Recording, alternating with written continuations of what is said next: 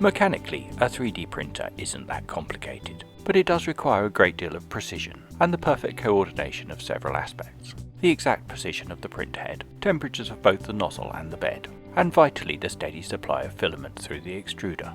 And from my fairly limited experience, it seems if something's going to go wrong, that's where it's going to go wrong, with even the slightest interruption or resistance on the feed, resulting in incomplete layers or worse still.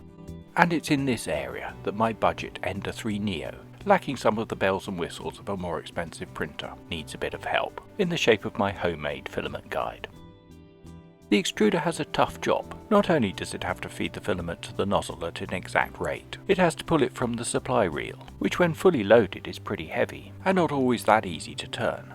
This isn't helped by the angle the filament goes into the extruder, which is trying to pull it in from the side rather than down from the top. And it's with this that I reckon I can make its life a bit easier, just by guiding the filament so it enters at a shallower angle. We could do something similar by buying in a side-mounted reel holder, but we're on a budget here, so let's see if we can't make something ourselves. And when I say make something, of course I mean print something.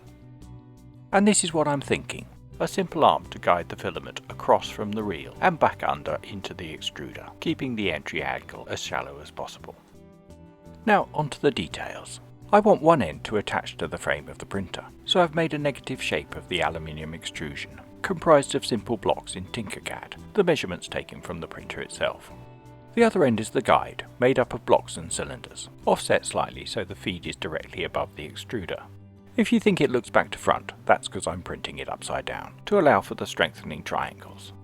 I'm still very much a CAD novice, and this is in no way a Tinkercad tutorial, but as you can see I have got to grips with the basics of grouping, and how to export as an STL file, ready for slicing. For this I'm using another bit of free software, and like Tinkercad, Cura ticks all my boxes, although I have to admit I haven't tried many others. Even though it's relatively intuitive, it seems to offer all the options for the settings, and through trial and error I've gradually worked out which ones suit me best.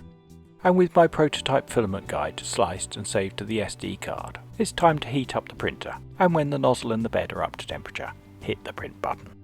I'm mostly using the standard settings for the Ender, but for a bit of extra strength I have upped the infill density to 50%, so the print is going to take a couple of hours, after which I've got a pretty good result.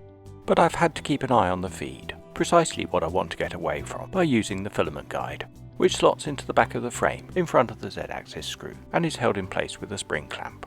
Not the most elegant solution, but it will certainly do for now while I test it out and make sure it works. The shallower angle into the extruder is definitely helping, pulling the filament smoothly off the reel, which is turning easily, and so far it's looking good, with a regular, continuous feed. But checking the end after several print runs shows we've got quite a bit of rubbing, which obviously isn't ideal. The simple solution is to add a pulley wheel, for which I've raided the Lego box and tweaked the business end on the CAD, adding a cylinder the diameter of the axle, which turns into a hole when grouped. I've also made the near side prong a bit wider and the arm itself a bit shorter, but most importantly I've posted the STL online, so if you want to make your own, just go to paterpracticus.com where you can download the files, and if you do, don't forget to subscribe here. Now, back to Cura for slicing, using exactly the same settings as before. Then onto the printer, which with my Mark I filament guide installed, should need a lot less supervision than before. And 2 hours 23 minutes later, plus a bit of time for cooling off, here's my finished print. The supports for the radius ends snap off easily enough, but the one to keep my hole nice and round requires a bit of a tug and a little bit of attention with the needle file, just to get rid of any remaining burrs. Then when it's completely clear, we can push in our axle. If you're not lucky enough to be surrounded by spare Lego, there are plenty of sellers on eBay where you can get small numbers of particular pieces. I'll pop the part numbers for the axle and the pulley in the description below. Then making sure the pulley spins freely, we can fit the new improved Mark II filament guide to the frame of the printer exactly as before, pressing the end into the aluminium profile and securing with the spring clamp. My particular choice of Lego wheel has proved to be a good one. The filament stays nicely between the flanges, even as it moves from one side of the supply reel to the other, and the spokes let us know it's definitely turning, meaning our friction levels are much lower, a massive improvement on the Mark I, and leaps and bounds above having nothing at all. And now I can print without constant supervision, although with my taller jobs I will need to move the guide up mid-print, just loosening the clamp and sliding it up the profile, making sure I don't jog anything. I always knew my budget Ender 3 was going to need a bit of attention. I hadn't expected to have to rebuild part of it just to get it working, but for the money it's great, and now with my filament guide it's just that little bit better.